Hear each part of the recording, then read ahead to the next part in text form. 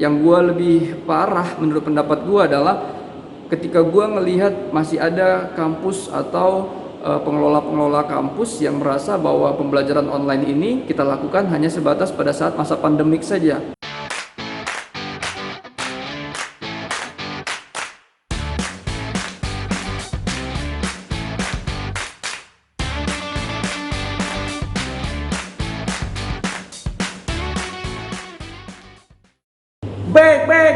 Back again. Hola teman-teman Slim semuanya, kembali lagi di Seven Production. Baik teman-teman, kali ini gue pingin mengangkat tentang pandemik lagi ya. Tapi gue lebih pingin setidaknya sharing kepada teman-teman pengelola kampus dan juga pastinya yayasan ya, kalau misalnya kampusnya swasta. Bagaimana sebenarnya ada hal-hal penting yang harus diperhatikan, harus dipikirkan, bahkan harus distrategikan ulang gitu ya, untuk menghadapi situasi pandemik dan pasca nanti pandemik ini ya. Jadi supaya tetap kampusnya berdiri, supaya kampusnya tetap menjalankan operasional, namun yang harus dicatat juga adalah kampus jangan sampai ya berjalan tapi tetap hanya di posisi yang sama. Tidak ada peningkatan, tidak ada semacam kemajuan, bahkan yang paling parahnya ketika lulusannya juga itu semakin berdaya saing lemah. Ini bahaya sekali. Oke teman-teman, seperti apa aja ide, saran ya, sharing yang bisa gue berikan. Namun sebelumnya, sharinglah juga untuk menekan tombol subscribe, share, like, dan komennya. Oke, jangan lupa juga tekan tombol loncengnya untuk dapatkan updatean dari channel ini. Oke teman-teman, seperti apa pembahasannya? Check it out!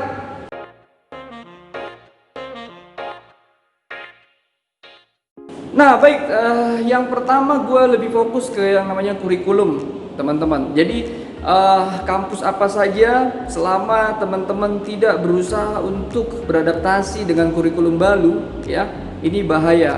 Jadi hati-hati bahwa keadaannya juga sudah baru yang disebut dengan new normal. Tapi kalau kita masih pakai kurikulum yang lama, gue ngerasa bahwa ini akan menjadi tertinggal. Sama seperti kalau kayak kita tahu internet menghancurkan beberapa semacam media, koran gitu ya, TV ya, karena semuanya serba teknologi dan orang terkoneksi lebih banyak ke dunia digital saat ini. Sama juga gua ngerasa kampus ke depan itu akan lebih banyak yang namanya pembelajaran online-nya ya. Jadi kampus siapa saja, kampus mana saja yang tidak mau beradaptasi dengan pembelajaran online, ini akan tertinggal. Yang gua lebih parah menurut pendapat gua adalah ketika gue ngelihat masih ada kampus atau pengelola-pengelola kampus yang merasa bahwa pembelajaran online ini kita lakukan hanya sebatas pada saat masa pandemik saja, dan ini tidak dijadikan semacam kurikulum baru ya, atau semacam kerja untuk membuat kurikulum baru bahwa ini siap untuk dijual juga ke depan. Bagaimanapun juga kalau seandainya pembelajaran tatap muka sudah bisa dilaksanakan, pembelajaran atau kuliah online bisa dijual juga. Mereka nggak kepikiran ke sana ya.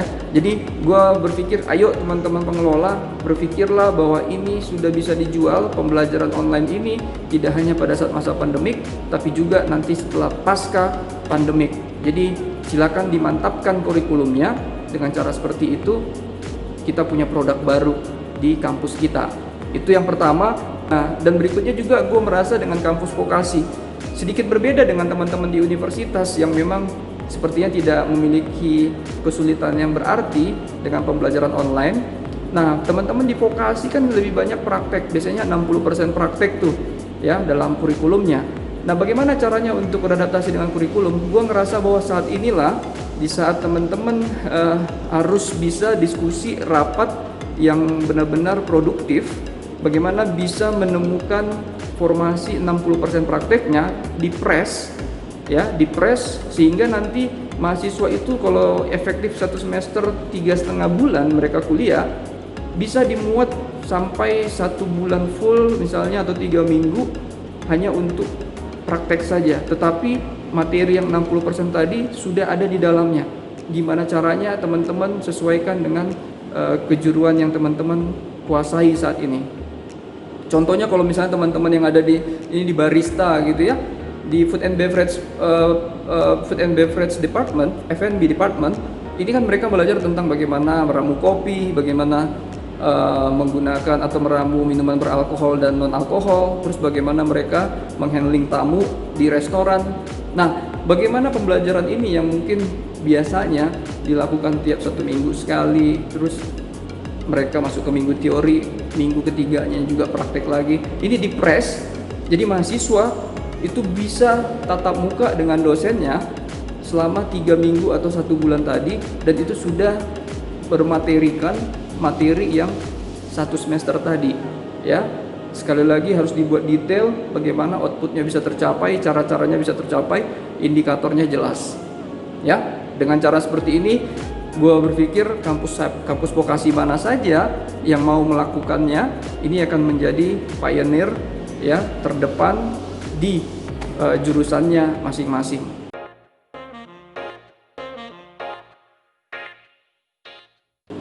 Nah, berikutnya gue melihat bahwa dengan adanya kurikulum baru atau pembelajaran online akan semakin intens pasca pandemik nantinya, akan ada terjadi pengurangan dosen, ya, akan ada terjadi pengurangan dosen. Jadi dosen-dosen pun yang ada sekarang ini jangan juga merasa seperti sudah nyaman berada di comfort zone-nya, seolah-olah sudah pasti tidak akan terusik, seolah-olah seperti tidak akan ada gangguan yang membuat dia di PHK atau apapun juga.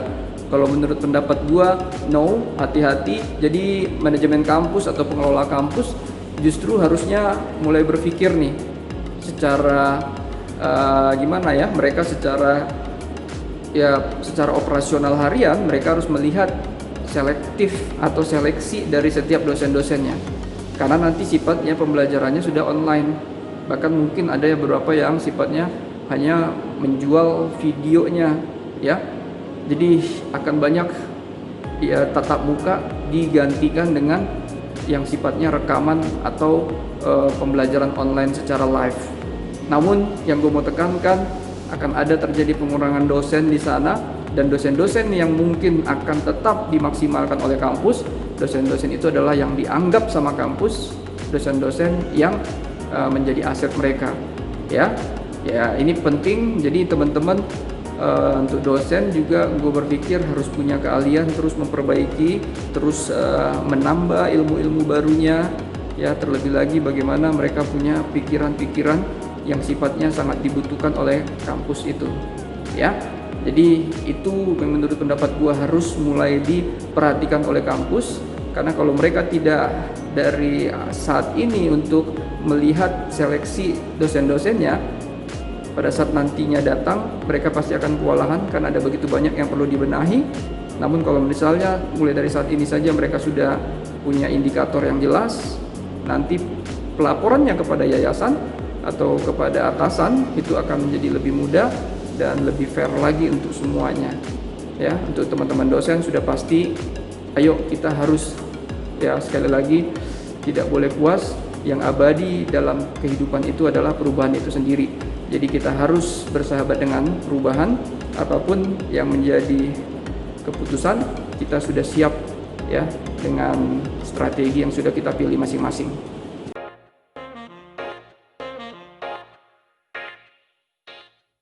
Nah, baik, yang ketiga, yang terakhir menurut pendapat gue ini yang paling penting. Jadi apa yang harus benar-benar disiapkan oleh kampus pada saat pasca pandemik nanti sudah berakhir, artinya mulai dari sekarang sudah bisa dipersiapkan. Gue merasa bahwa ayo setiap kampus, apapun jurusan kamu, program studi kamu, fakultas yang ada dalam diri kampus itu sendiri, semua jurusan itu kalau menurut pendapat gue sudah harus ada kurikulum baru yang sifatnya memasukkan mata kuliah coding di dalamnya. Jadi gua merasa bahwa coding akan sangat-sangat dibutuhkan kayak kita di dunia perhotelan. Kalau itu bisa dimasukkan dan mahasiswa bisa belajar membuat coding, minimal membuat website, minimal. Alangkah lebih bagusnya lebih daripada itu tentunya, gitu ya. Ini akan menjadi sangat bagus. Jadi gua merasa lulusan-lulusan juga kualifikasinya akan sangat-sangat bagus.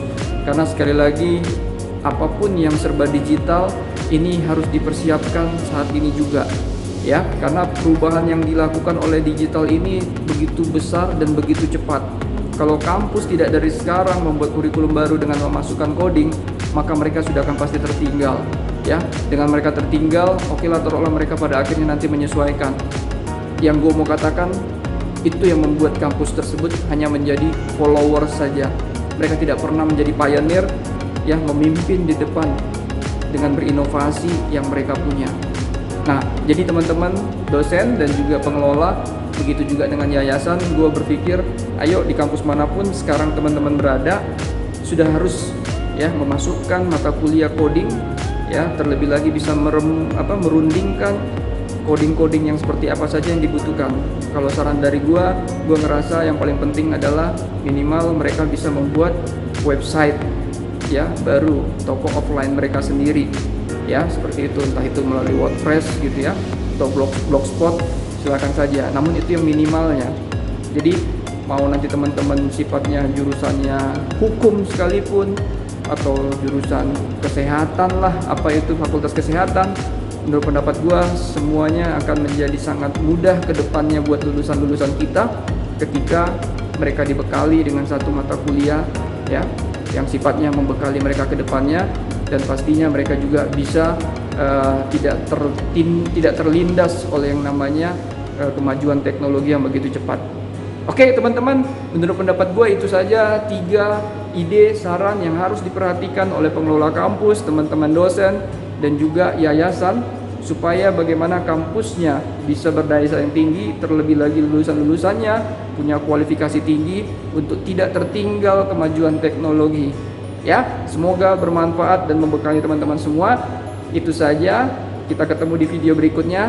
Namun sebelumnya teman-teman jangan lupa juga berbagilah untuk menekan tombol subscribe, share, like, dan komennya.